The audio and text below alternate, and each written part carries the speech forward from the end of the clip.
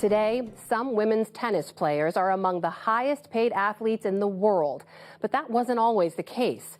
Equal pay was a years-long battle, hard fought by the same women playing the game, including the legendary Billie Jean King. I met up with King at the U.S. Open recently as the tournament marked 50 years since it became the first sporting event in U.S. history to offer equal prize money for men and women. For the younger generation coming up. It's been decades since she played on these courts and literally changed the game for women. Well, we're a microcosm of society anyway, sports are. But at least we're going in the right direction. But Billie Jean King is still everywhere at this year's U.S. Open as the tournament marks 50 years of equal pay. And she's not nearly done pushing for change. Women's tennis has always been the leader in women's sports. So we have a responsibility and an opportunity to help make this world a better place. It was a different tennis world in which King made her name, winning 39 Grand Slam titles between 1961 and 1979 with a #1 ranking for 6 years.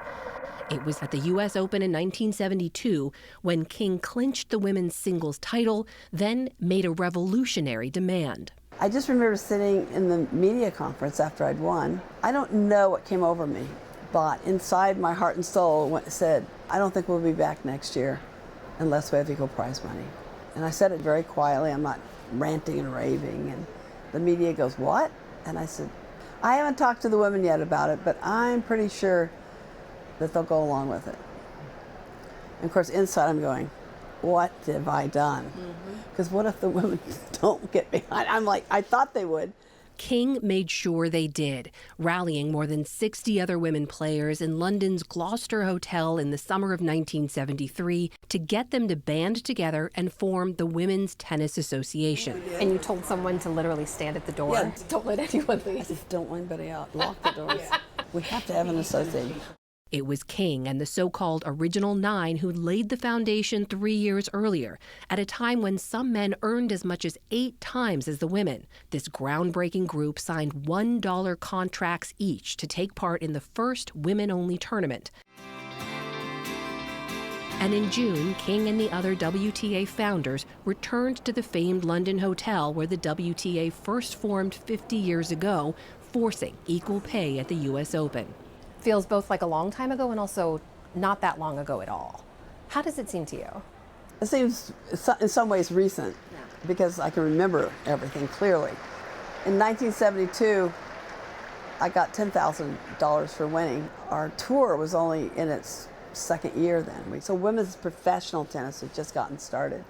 King, too, was just getting started. Off the court, a private war, convincing one corporation to help close the prize money gap. The tennis battle of the sexes. On the court, a very public so-called battle of the sexes, taking on and beating Bobby Riggs in 1973. An estimated 90 million people tuned in, tennis's most watched match to this day. King went on to rack up 12 singles Grand Slam titles. The 3 other Grand Slams followed the U.S. Open's lead on equal pay, but that took decades. Even today, across women's sport, the pay equity fight rages on. But the fact that it's taken 50 years to get to a place where this is not the norm. When you talk to CEOs or companies, do you invest in women's sports as much as you do in men's sports? And they usually get very quiet. But a lot of times they'll say, I hadn't thought about it. So just putting the thought in their heads is a start. You have always, since you were 12, you have found a reason to speak out for what you think is right. Do you see that same kind of leadership and willingness to speak out among this new generation, the younger players today? Oh, absolutely. Venus Williams fought for equal prize money through the years. One thing that we stress in the WTA and the older players at that time when we started was this is a platform. We have an opportunity. We actually have an obligation to help make this world a better place.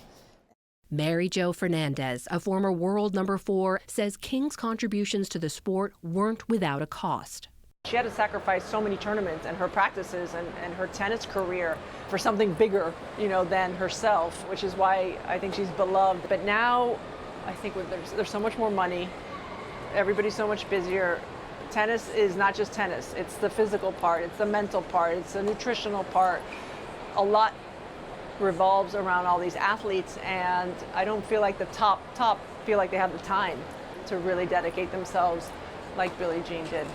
What do you think about that? I understand it.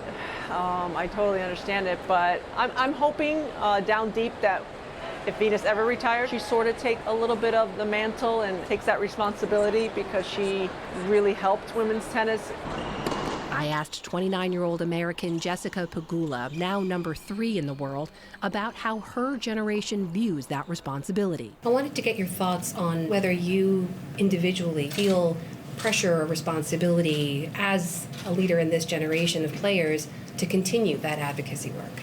I think when you're younger, you're just playing and you don't really care, and you're just, oh, this is fun, this is my dream, and all this stuff. And then you start realizing how important it is to make an impact on your sport and leave with some sort of legacy. It's a very exciting time in women's tennis. I think that we are improving and we're moving forward, and hopefully we keep seeing that. And keep pushing for what we believe in. Women's tennis, like other sports, is also grappling with how and when transgender athletes can compete. King herself lost endorsements when she was outed as gay in 1981 and has been a champion of LGBTQ+ rights.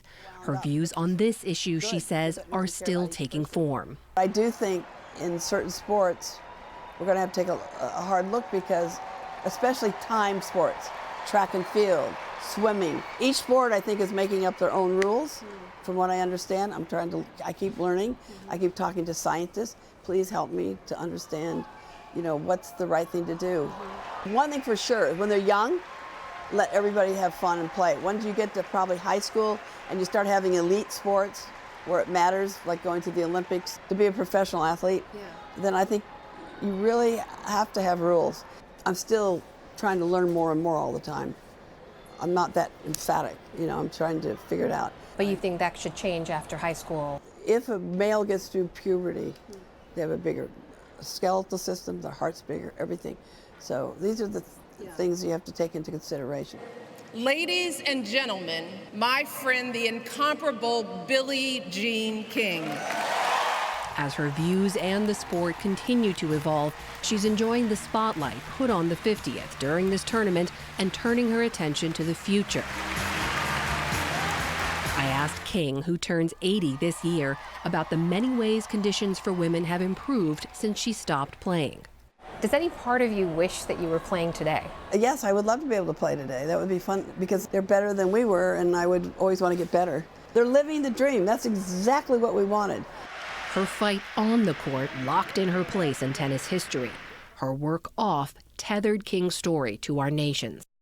In 2009, she was awarded the Presidential Medal of Freedom by President Barack Obama. There's now an effort underway to award King the Congressional Gold Medal. Only 11 athletes have ever received the award, but King would be the first woman. I love that she says she still wants to play. Oh, yeah. Fantastic. Such a trailblazer, still going strong. Great interview. Thank you.